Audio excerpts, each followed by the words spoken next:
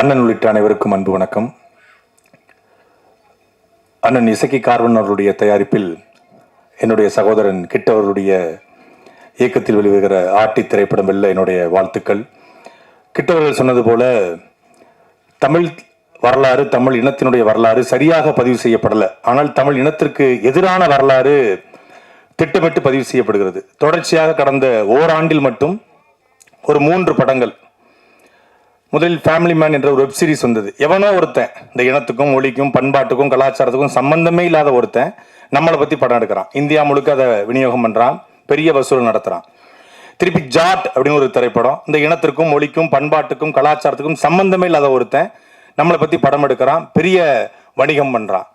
இப்போ சமீபத்தில் கிங்டம் அப்படின்னு ஒரு படம், இந்த இனத்துக்கும் மொழிக்கும் சம்பந்தம் இல்லாத ஒருத்தன் அதை படமாக எடுத்து தமிழர்கள் என்றால் ரவுடிகள் பொறுக்கிகள் என்று காட்டி, அதுவும் குறிப்பாக ஈழத்தமிழர்களை, ஒரு அழிவின் விளிம்பில் இருக்கக்கூடிய தமிழர்களை பயங்கரவாதிகளாக சித்தரித்து, ரவுடிகளாக சித்தரித்து ஒரு படத்தை எடுக்கிறான். ஆனால் அந்த படத்தை எங்க வேணாலும் நீ ஓட விடலாம், எங்க கோட்டைக்குள்ள உன் படம் ஓடாது என்று சொல்லி அந்த படத்தை ஓட ஓட விடுறிய தலைவன் தான் எங்களுடைய அண்ணன் செந்தமிழன் சீமான். அப்ப எந்த படம் ஓடணும் எந்த படம் ஓடக்கூடாதுன்னு தீர்மானிக்கிற இடத்துல இன்றைக்கு தமிழ் தேசிய அரசியல் வந்திருக்கிறது. நான் ஏற்கனவே இதே அரங்கில் சொன்னேன். ஒரு காலத்துல 1950 70 காலகட்டம் வரைக்கும் அண்ணாவின் தம்பிகள் திரையை ஆண்டார்கள். இன்றைக்கு அண்ணனின் தம்பிகள் திரையுலகத்தை ஆளுகிறார்கள். அப்படி ஒரு அண்ணனின் தம்பியாகத்தான் சகோதரர் கிட்டு ஆகச்சிறந்த ஒரு படைப்பாளி. சின்ன சின்ன உணர்வுகளை சின்ன சின்ன தொகைகளில் எடுக்கக்கூடியவர். 150 கோடியில படம் எடுக்கிறாங்க, கதை இல்லை. பெரிய பெரிய நடிகர்கள் இயக்கக்கூடிய இயக்குநர்கள்ட்ட கதை இல்லை, ஆனா பெரிய நடிகர்கள் கதை இல்லாத இயக்குநர்கள்ட்ட தான் நடிக்கிறாங்க. ஆனா கதை இருக்க இயக்கூடிய இயக்குனர் பெரிய நடிகர்கள் வர்றதில்லை. அதான் இங்க பிரச்சனையே. ஆகச்சிறந்த கதைகளை கிட்டு வச்சு கேட்டது. 2018 காலகட்டத்தில் சாட்டை என்கிற வலையொலி தொடங்குவதற்கு ஒரு அடித்தளத்தை போட்டு கொடுத்தவர் கிட்டு தான். நான் நக்கல் நையாண்டியா பேசுவேன் மேடைகளில். ஐயா வைகோ போல பேசுவேன், கலைஞர் ஐயா போல பேசுவேன், கமலஹாசன் போல பேசுவேன், மிமிக்ரி பண்ணுவேன். அது இயல்புடைய சின்ன வயசுலேருந்து பண்ணுறது. அப்போ மேடைகளில் நான் ஐயா வைகோ போல பேசுறது அண்ணன் கூட கண்டிப்பாங்க, டேய் யாரை வேணாலும் பேசு, அண்ணன் வைகோ, திருமாவளவன், வேலுமுருகனை பேசாத. அன்னைக்கு சொன்னார், இன்னைக்கு வரைக்கும் அதை அவர் தான் சொல்லிட்டு தான் இருக்காரு. அவர் ஒரு தாய் அன்போடு எல்லாரையும் நேசிப்பார் இல்லையா, அதனால பேசக்கூடாதுன்றாங்க. நாங்கள் என்ன பண்ணோம், களவாணித்தனமா எங்கள் அண்ணனுக்கு தெரியாம அண்ணன் எங்க யூடியூப்பியா பார்க்க போறாரு அப்படின்னு கிட்டு ஒரு நையப்புடைன்னு ஒரு சேனல் ஆரம்பிக்கிறாப்புல. அப்போ அவர் கூப்பிட்டு, அண்ணா சேனல் சரியா போக மாட்டேக்கு, நம்ம 2 பேரும் சேர்த்து ஏதாவது பண்ணுவோம் அப்படின்னாப்புல. என்ன பண்ணுவேன், நான் இப்போ மெடிக்கல் நிறுவனம் ஆரம்பிச்சிருக்கிறேன், நடத்திக்கிட்டு இருக்கிறேன். இரவு 6 மணிக்கு மேலே பெரிய வேலை கிடையாது, நீங்கள் வாங்க அப்படின்னாரு. இப்போ வீட்டு பக்கத்தில் உறையூரில் அவருடைய சின்ன அறை, ஒரு 10க்கு 10 அறை தான். அதில் போயிட்டு 2 பேரும் டிஸ்கஸ் பண்ணி, நீங்கள் வைகோ மாதிரி நல்லா பேசுறீங்க, நம்ம ஸ்கிரிப்ட் எழுதி பண்ணுவோம்னு சொல்லி வைகோ மாதிரி ஒரு காமெடியாக ஒரு சட்டையர் பண்ணிடுவோம். கிரேக்க புயல் அப்படின்னு ஒரு தலைப்பு வச்சு முதல் காணொலி பார்த்துக்கோங்க.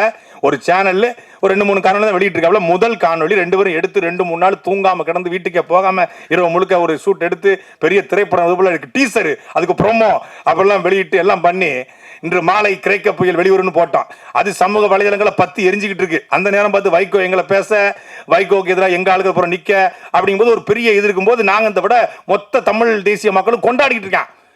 போனை போட்டு உனக்கு என்ன வேலை பார்க்க சொன்னா நீ என்ன வேலை பார்த்துட்டு இருக்கீங்க, டேய் கொன்னே போடுவேன், எவன் அவன் எங்கடா இருக்கான் வர சொல்றான். மதுரைக்கு போனா செந்தமிழ், பைந்தமிழ், அகநானூறு, புறநானூறு, 18 பரிபாடல் எல்லாம் வருது எங்க அண்ணன் இருந்து. ஐயோ பம்படியா சிக்கிருக்கமே, ஜூல மாட்டின மாதிரி ஆகி போச்சாமுன்னு ஒழுங்கு மரியாதையை அதை எடுத்துட்டு நான் செய்ய வேண்டிய சேலையை செய்யுங்கடா அப்படின்னாரு. முதல் காணொலியை நீக்க வச்சிட்டாரு. முடிஞ்சா சோழி அப்படிதான் ஆரம்பிச்சோம். அப்போ அவர் அதுக்கப்புறம் அப்புறம் வேற காணொலிகளை அண்ணனுக்கு இடைஞ்சல் வராத, அண்ணன் திட்டாத காணொலிகளாக போட ஆரம்பிச்சோம். அப்புறம் பாராட்டினாங்க, வாழ்த்துனாங்க, தட்டி கொடுத்து கொண்டு போகடான்னாங்க. அப்போ அவர் கலைத்துறைக்குள்ள அவர் பயணப்பட்டார். அப்புறம் நான் அதை யூடியூப்பாக மாற்றலாம்னு சொல்லி சாட்டைங்கிற வலையொலி ஆரம்பித்தேன். சாட்டை என்கிற வலையொலி இன்னைக்கு வளர்ந்துருக்கு. நான் அறியப்பட்ட முகமாக மாறி இருக்கேன்னா எங்கள் அண்ணன் எந்த அளவுக்கு எனக்கு மிக முக்கியமான பங்காற்றுறோம். அதே போல அதனுடைய அடித்தளத்தை போட்டு கொடுத்ததுல என்னுடைய சகோதரன் கிட்டுக்கு மிகப்பெரிய பண்புண்டு. நான் ஏதாவது ஒரு தளத்தில் நன்றி சொல்லணும்னு கடமைப்பட்டிருந்தேன். நன்றி அன்பு சகோதரா. அவருடைய ஆர்வம் ரொம்ப இதாக இருக்கும், ரொம்ப கியூரியாசிட்டி இருப்பார், ரொம்ப எனர்ஜெட்டிக்காக இருப்பாப்ல. இரவு முழுக்க அந்த ஏஆர் ரஹ்மான் இரவுலாம் தூங்க மாட்டான்னு சொல்லுவாங்க, அது மாதிரி இரவு தூங்க மாட்டாப்ல. நம்ம ஒன்று எடுத்து வச்சிருந்தா இரவு எடிட் பண்ணி வேற ஒன்று வச்சிருப்பாப்ல. அதுல 2 பேருக்கும் சண்டெல்லாம் வந்திருக்கு. அது ஒரு 2-3 மாசத்துல சண்டெல்லாம் வந்திருக்கு. அந்த அளவுக்கு அந்த கருத்தை மெருகூட்டுவார். அப்படி ஒரு ஆகச்சிறந்த கலைஞன்.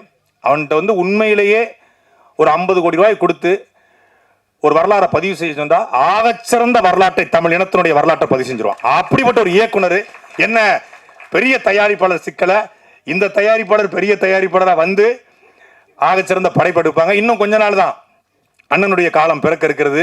அந்த காலம் தமிழ் தேசிய காலம் பிறக்க இருக்கிறது. கிட்டு போன்ற படைப்பாளிகள் கொண்டாடப்படுகிற காலமும் பிறக்க இருக்கிறது. இந்த படம் ஆகச்சிறந்த படமாக வந்திருக்கிறது என்று கேள்விப்பட்டேன். இந்த படத்தை திரையரங்கில் பார்த்து ஒவ்வொரு தமிழர்களும் கொண்டாட வேண்டும். சகோதரன் சுகுமார் சொன்னது போல ஆட்டியை பலவாட்டி பார்த்து நாம் வெற்றி செய்ய வேண்டும். நன்றி, வணக்கம்.